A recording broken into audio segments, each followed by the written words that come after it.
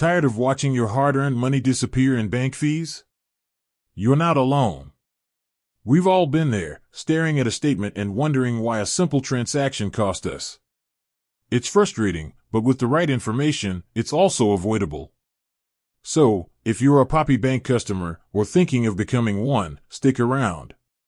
We're breaking down exactly how to keep your money where it belongs, in your account, not in fees. Let's start with the basics: monthly service fees. The standard checking account at Poppy Bank comes with a monthly fee, but you can usually get this waived. The key is to maintain a minimum daily balance. Check your account terms to find the exact number, but keeping your balance above that threshold is the easiest way to avoid this charge. Another simple fix? Go paperless. Poppy Bank charges a fee for paper statements, so opt for e-statements to save some cash and the environment at the same time.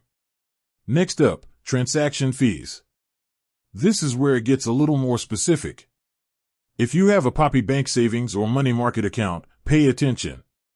You're allowed a certain number of withdrawals per month for free, but exceeding that limit will result in a per-transaction fee. The best way to avoid this is to be mindful of your withdrawals and use your checking account for day-to-day spending. Finally, let's talk about the big one: overdraft and non-sufficient funds fees. These are the most painful fees and are often the result of not keeping a close eye on your balance. The easiest way to avoid this is to set up account alerts. Get a text or email notification when your balance dips below a certain amount.